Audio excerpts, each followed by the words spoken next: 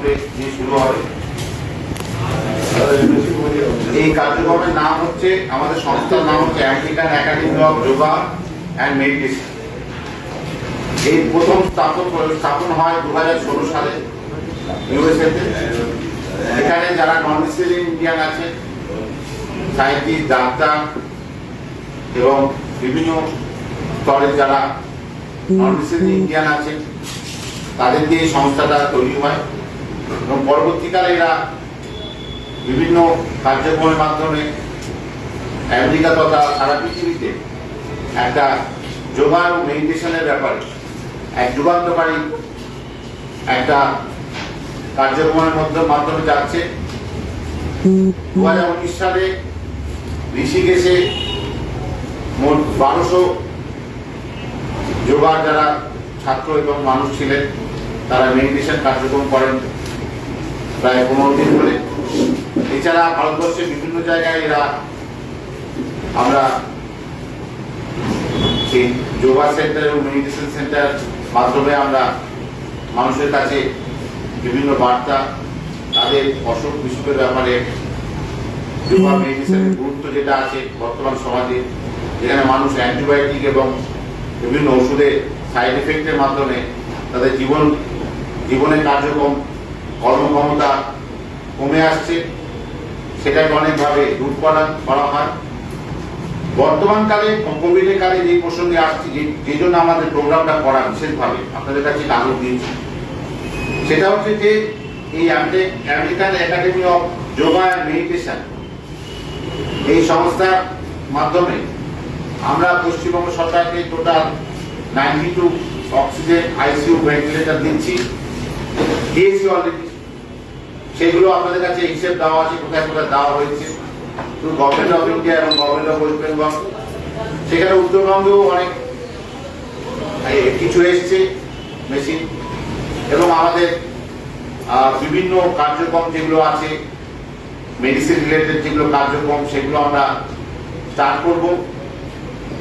ভবিষ্যৎ পরিকল্পনা বলতে আমাদের উত্তরবঙ্গে একটা ভারতবর্ষ সংঘকে নিয়ে একটা আমাদের হসপিটাল এবং যোগা সেন্টার করার পরিকল্পনা আছে, এবং তৎসহ গঙ্গাসাগরে যেখানে লক্ষ লক্ষ পুণ্যার্থী যান, সেখানে আমরা একটা যোগা মেডিটেশন সেন্টার এবং একটা হসপিটাল গরিবদের জন্য এই কাজ করার জন্য পরিকল্পনা করেছি।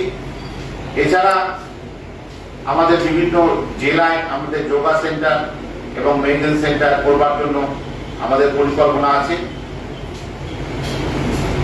আর একটা কথা হলো যে এখানে যেহেতু উত্তরবঙ্গ পিছিয়ে পড়া জেলা, পিছিয়ে পড়া এলাকা, এবং বিভিন্ন জেলা যেগুলো আছে কুচবিহার, দক্ষিণ দিনাজপুর, মালদা, তারপরে উত্তর দিনাজপুর, এই জেলাগুলোতে আমাদের হেলথ সেন্টার করবার পরিকল্পনা আছে, এবং যোগা সেন্টার যেগুলো আমাদের যোগা মেডিটেশন সেন্টার করার যে জায়গা আমরা অলরেডি প্রতিস্থাপন করেছি। এই কোভিড কার্যক্রম কেটে গেলে আমরা সেগুলো কাজ করব। এখানে উত্তরবঙ্গে আমরা দুটো জায়গা বেছেছি। একটা হচ্ছে রাজা ভাত খাওয়া, সেখানে একটা প্রকৃতির কোলে আমাদের একটা যোগা মেডিটেশন সেন্টার করার পরিকল্পনা আছে। আর একটা পরিকল্পনা আছে শিলিগুড়িতে একটা আমাদের কমপ্লিট একটা হসপিটাল সহ যোগা সেন্টার করার পরিকল্পনা। আপনার যদি কোশ্চেন থাকে আপনারা বলবেন।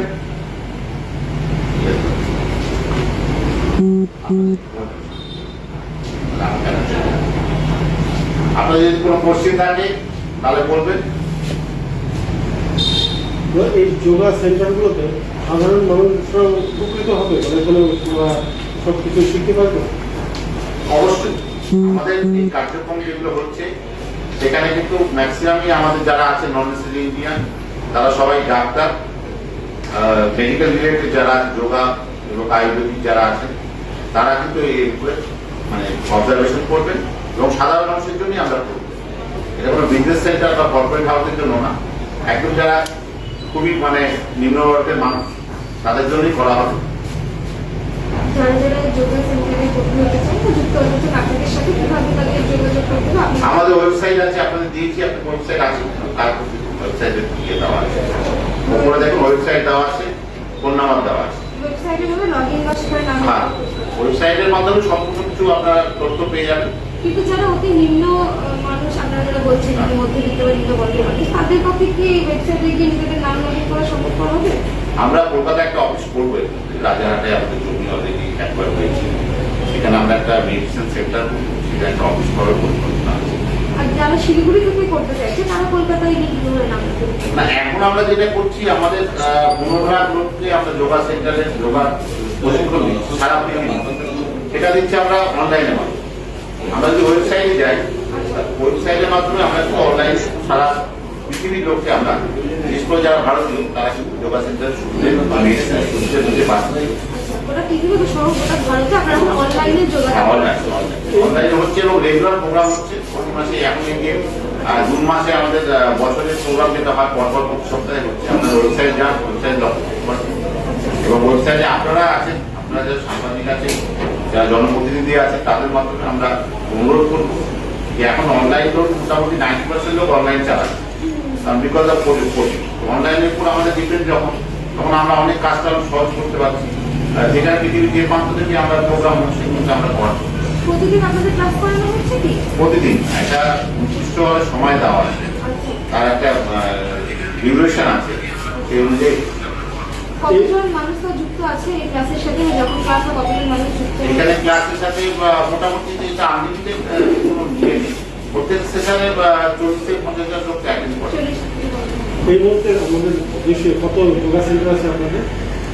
আমাদের যোগা সেন্টার আমরা পশ্চিমবঙ্গে প্রথম করতে যাই, কিন্তু আমাদের যোগা সেন্টার যদি হয় ঋষিকেশে আমরা করেছি, ঋষিকেশে আছে, দিল্লিতে আছে, পুনাতে আছে, ব্যাঙ্গালোরে সেটা একটা যোগা সেন্টার আমরা করছি, পণ্ডিত রবিশঙ্করজির মানে কোলাবোরেশন। আর এছাড়া আমরা পশ্চিমবঙ্গে আমরা করতে চাইছি, পশ্চিমবঙ্গে একটা আমরা ভারতের সঙ্গে অলরেডি আমরা বিভিন্ন ইকুইপমেন্ট আমরা দিচ্ছি, ভারত ডিস্ট্রিবিউশন। আমরা স্বেচ্ছাসেবী অর্গানাইজেশনের সঙ্গে একটা টাই আপ করে আমরা উত্তরবঙ্গে একটা হসপিটাল, সঙ্গে যোগা সেন্টার আর প্যারামেডিক্যাল সেন্টার আমাদের ভবিষ্যতে করার পরিকল্পনা। প্যারামেডিক্যাল স্টাফ এখানে খুবই কম, প্যারামেডিক্যাল নার্সিং এখানে একটা রাজ্য সরকার অনুরোধ করেছেন আমাদের, কেন্দ্রীয় সরকারেরও একটা স্বাস্থ্য মন্ত্রকের আমাদের চাপ আছে, যেহেতু আমাদের এখানে প্রচুর ডাক্তার আছে, মেডিকেল সেন্টারগুলোতে হেল্প করতে পারে। সেই জন্য আমরা চাইছি পশ্চিমবঙ্গের মতো পিছিয়ে পড়া রাজ্য যেগুলো, সেগুলো একটু কনসেন্ট্রেট করতে, পশ্চিমবঙ্গ, উড়িষ্যা এসব রাজ্যগুলো। এবং আর একটা কথা আপনাদের শেয়ার করতে চাই যে আমরা কেরলে যেন মিশনারি হসপিটাল আছে, কেরলে তামিলনাড়ু, ঠিক ওই ধরনের হসপিটাল যেগুলো সাধারণ মানুষ সাউথ বেঙ্গলে যাচ্ছে, সাউথ ইন্ডিয়ায় যাচ্ছে, সেগুলো না। আর একটা ব্যাপার হচ্ছে যে আগামী 50 বছর রাজ্য সরকার বা কেন্দ্রীয় সরকারের যে স্বাস্থ্য পরিকল্পনা, তাতে কিন্তু সাধারণ মানুষ কিন্তু সব সাধারণ মানুষ কিন্তু উপকৃত হতে পারবে যতই এটা ইয়ে। সেখানে কিন্তু আমাদের মতো স্বেচ্ছাসেবী সংগঠনের ভূমিকা ভীষণভাবে কার্যকরী হবে এবং আমার মনে হয় ব্যক্তিগতভাবে যে এটা কিন্তু মানে সুদূর প্রসারী লাভ করবে এবং সাধারণ মানুষের সাহায্য অবশ্যই লাগবে, এছাড়া হবে না। কারণ এখানে যারা আছেন সংস্থার মাধ্যমে ডক্টর ইন্দ্রনীল বসুরা আছেন, আপনারা দেখছেন কাগজ, ওখানে আমি লিগাল অ্যাডভাইজার হিসাবে আছি, আইনি পরামর্শদাতা এবং অন্যান্যভাবে আমি সাহায্য করছি। এটা যেহেতু একটা মানে অরাজনৈতিক এবং মানে চ্যারিটেবল সংগঠন, সেখানে সাধারণ মানুষের একটা গ্রহণযোগ্যতা এবং সাধারণ মানুষের অ্যাক্টিভিটি ভীষণভাবে দরকার। কারণ একার পক্ষে বা একটা সংস্থার পক্ষে এটা করা সম্ভব। এই জন্য আমাদের বিভিন্ন সংস্থার সাহায্য নিতে হচ্ছে। রাজ্য সরকারও আমাদের বলেছে যে সাহায্য করবেন, যে করে হোক, জমি দিয়ে বা অন্য কোনো কারণে হোক, তাহলে আমরা আমাদের মেডিকেল আমরা সঠিকভাবে সঠিক কাজে ব্যবহার করি। আপনাদের সাথে কতজন যোগা প্রশিক্ষক যুক্ত আছে যারা কিনা প্রশিক্ষণের কাজ করছে? যোগা প্রশিক্ষণে আমাদের এখন ইন্ডিয়াতে খুব বেশি নেই, আমরা সব স্টার্ট করছি। ইন্ডিয়াতে 8-10 জন আছে, আর ইউএসএ তো আছে, ইউএসএতে যথেষ্ট পরিমাণে আছে।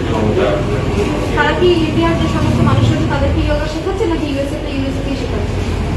না, ইউএসএ যারা আছে ইউএসএ শেখাচ্ছে এবং অনঅফিসিয়ালি আমাদের জুন মাস এবং নভেম্বরের প্রোগ্রাম বিভিন্ন জায়গায়, ভারতবর্ষের বিভিন্ন জায়গায় যেমন গতবার হয়েছিল বম্বেতে, তার একবার হয়েছিল ঋষিকেশে, এরকম বিভিন্ন জায়গায় আমরা প্রোগ্রাম করি। যেমন এই সেন্টারগুলো হওয়ার পরে এই আমেরিকান যে প্রশিক্ষণরা আসবে না ইন্ডিয়ান প্রশিক্ষণরাই যোগ অভ্যাস করা হবে? না, আমেরিকান প্রশিক্ষকরা বেশি আসবেন না, ওনারা অ্যাডভাইজার হিসেবে থাকবেন, কিন্তু ইন্ডিয়ান যারা আছে তাদের মাধ্যমে আমরা কাজে দাঁড়াবো। মানে আমেরিকান প্রশিক্ষণ দিয়ে তো আমরা দীর্ঘস্থায়ীভাবে প্রশিক্ষণ চালানো সম্ভব না, অনলাইনে সম্ভব, কিন্তু অফলাইনে হয়ে গেলে সম্ভব না। তবে এখন অনলাইনের ক্ষেত্রে অনেকটা ডেভেলপ করছে, অনলাইনে ভীষণভাবে মানুষের কাজে লাগছে, এবং তাতে কিন্তু আমাদের ভিউয়ার্স এবং আমাদের অ্যাক্টিভিটিস অনেক বেড়ে গেছে। এই গত 6 মাসে আমাদের প্রায় 600 গুণ বেড়ে গেছে। পৌঁছে যাওয়ার কারণ প্রত্যন্ত গ্রামে একটা যোগা সেন্টার করা সম্ভব না বাস্তব। এগুলো কি সব ফ্রি অফ কস্ট নাকি কোনো রকম? না, এগুলো ফ্রি অফ কস্টই হচ্ছে। আমরা এগুলো বিভিন্ন সংস্থার মাধ্যমে আমরা করছি। তবে ভবিষ্যতে স্পন্সরশিপ নিশ্চয়ই আসবে, কারণ এগুলো স্পন্সরশিপের ব্যাপারে থাকে।